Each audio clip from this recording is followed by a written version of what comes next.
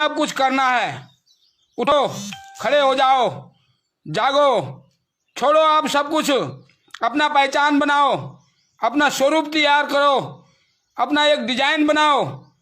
हम लोग अपना स्वरूप ही खो चुके हैं इस समय। भाईचारा भाईचारा भाईचारा के चक्कर में इन मुसलमानों ने हम सबका इस धरती पर निशानी खत्म करने की जो योजना बनाई है, इसको हम अब कभी सफल नहीं होने देंगे। अरे भक्तों, उठो, जल्दी करो, क्यों देर लगा रहे हो?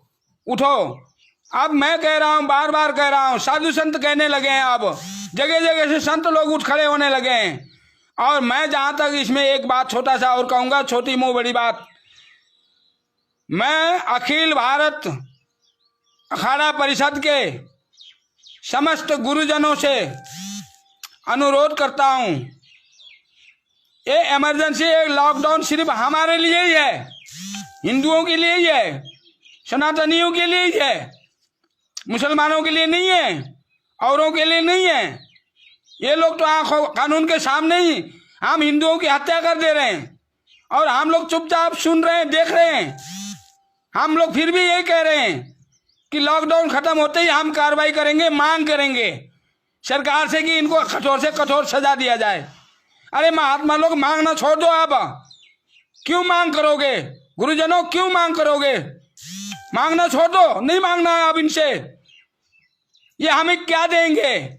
ये नहीं दे सकते हमारी सुरक्षा की गारंटी। हमें अपनी सुरक्षा स्वयं करना है, स्वयं उठ के खड़ा होना है, नहीं तो हमारी अस्तित्व खत्म होने जा रहा है। हिमाचल प्रदेश में पुलिस विभाग ने स्वयं आश्रम में आकर एक महात्मा की हत्या कर दी और यहाँ की जनता ने मुंह में ताला लगा लिया। किस लिए लगाया? कि राजनीतिक दबाव, वोट बैंक का राज। और इसी प्रकार से मध्य प्रदेश में पुलिस ने खुद एक महात्मा को घसीट कर पब्लिक के बीच में मरने के लिए दंगाइयों के हवाले कर दिया। जब महात्माओं को पुलिस विभाग खुद ही खत्म करने पर तुल गई है, पुलिस विभाग साधु संतों के साथ, धर्म गुरुओं के साथ, सिर्फ हिंदू धर्म गुरुओं के साथ इतना अभद्रता से पेश आती है जिसको सुनना या हमारे लिए सहन करना बहुत कठिन है। इसलिए हिंदुओं, उठो। अब हमारे लिए भी कोई कोरोना नहीं है, कोई लॉकडाउन नहीं है। जब इनके लिए नहीं है तो हमारे लिए भी नहीं है। भारत का कानून सबके लिए एक समान होना चाहिए, सबके लिए। अगर ऐसा नहीं है, मुसलमान लोग इस इमरजेंसी के दौरान भी ऐसे ऐसे हरकत कर रहे हैं, तो हमारे लिए इमरजेंसी कैसा? हमारे लिए भी नहीं होना चाहिए इमरजेंसी। हम भारत सरकार का सहयोग कर रहे हैं। पूरे भारत के साधु संत इस समय बड़े बड़े जो देश के लिए करने वाले काम है, आंदोलन है, उसको भी विराम लगा के बैठे हुए हैं। वो भी जो है नहीं बोल रहे हैं इस समय, ताकि जो है सरकार अपने ढंग से काम करे और हम साधु संत सरकार के इन अभियानों में सहयोग देते रहें। लेकिन सरकार भी आंख मूंद कर बैठी है। मैं उद्धव ठाकरे के लिए कुछ कहना चाहता हूं। अरे मुसमुंडा, बाल ठाकरे का नाजायज औलाद, तू बाल ठाकरे का बीज नहीं हो सकता। बाल ठाकरे के समय में महाराष्ट्र में ऐसा कभी नहीं हुआ है। साधु संतों के तरफ कोई आंख उठा के देखने की हिम्मत नहीं करता था। और आज तूने बाल ठाकरे के सपने को चकनाचूर कर दिया, ध्वस्त कर दिया।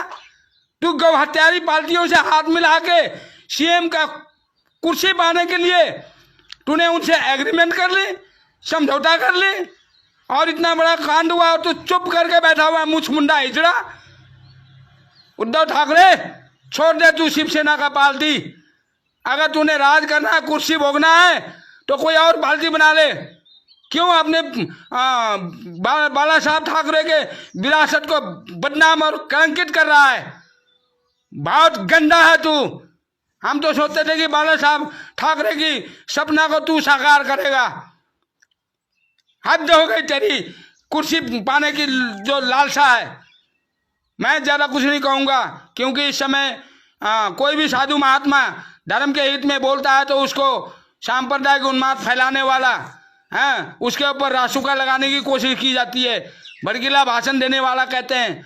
लेकिन हम अब इतना कुछ हो रहा है, हम अभी भी ना भड़के, चुप रहें, चूड़ी पहनकर बैठ जाएं, ऐसा भी नहीं हो सकता। हमें आत्मसम्मान की रक्षा स्वयं करना है।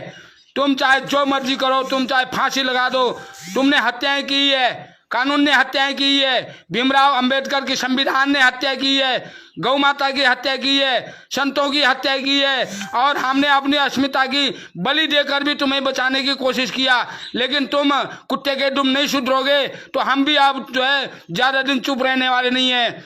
इसलिए हे हिंदू समाज के संचालकों, हे गौ रक्षकों, हे गौ भक्तों, उठो, तैयार हो जाओ। अब नहीं है दिन चुप रहने का, अब नहीं है समय खामोश रहने का, अब नहीं है आराम करने का समय। छोड़ो ये फिजूल की बकवास की बातें, ये सब टेलीविजन देखना बंद कर दो, अब सड़क पे उतरो। अब हम लोग चुप रहकर अपने समय को बर्बाद ना करें, और हिंदुओं जल्दी से जल्दी सिर पे चोटी धारण करना शुरू करो, पहचान बनाओ। कहीं ऐसा ना हो कि दंगा भड़क जाए, ऐसा लग रहा है। जल्दी से जल्दी अगर जो भारत के हिंदू जनता है उसके सिर में चोटी ना हुई, तो धोखे से वो मुसलमान समझकर हिंदू लोग उसकी भी जो है हो सकता है दंगा में हत्या कर दे। इसलिए अपनी अपनी पहचान बनाओ, जल्दी से जल्दी अपनी वेशभूषा धारण करो, चोटी रखो, मूछें रखो। आप छोड़ो थोड़े दिन, अब जंग लड़ने का टाइम है। उठो जागो भारतवासियों, उठो जागो भारतवासियों, एक और स्वतंत्रता संग्राम चलाना है। गौ हत्यारे काले अंग्रेजों को भारत से मार भगाना है। उठो जागो भारतवासियों, एक और स्वतंत्रता संग्राम चलाना है। जय गौ माता, जय गोपाल। मैं जो कुछ भी बोला है मैं इसका स्वयं जिम्मेवार हूँ। जिस किसी को कोई भी दुख हो, तकलीफ हो, वो मुझसे अपना तर्क पेश कर सकता है, चाहे वो सरकार हो चाहे कोई हो। क्योंकि मध्य प्रदेश में भी साधु की हत्या हुई है, और मेरे आश्रम में भी जो कानून के रक्षक है उन्होंने ही संतों की हत्या करके यहाँ पर एक संत यहाँ भी मारा गया है। और मैं जितना मेरे आश्रम में साधु की हत्या हुआ है, उससे ज़्यादा ये जो दंगाइयों ने संत की हत्या की है, इससे ज़्यादा पीड़ित हूँ। और मैं चाहता हूँ कि देश के धर्म गुरुओं से कहूँ कि जल्दी से जल्दी गुरु लोगों हमें अनुमति दे, हम आपके सेना हैं, हमें अनुमति दे। अखाड़े के जो वरिष्ठ गुरुजन हैं हमें अनुमति दें कि भाई तुम हमारे जो सेना है, जो आपके हम सेना है, हमें अनुमति दो, हम युद्ध करने के लिए तैयार हैं। हमारे पास जितने भी साधु महात्मा सब इकट्ठे होंगे और हम इस जंग को लड़ेंगे। अब क्योंकि राजा हमारी रक्षा नहीं कर रहा है, तो संतों ने समय समय पर अपनी रक्षा के लिए, अपने धर्म की रक्षा के लिए शस्त्र भी उठाए हैं। उस इतिहास को पुनः दोहराने की जरूरत है। जय गौ माता, जय गोपाल, जय हो भारत माता की जय।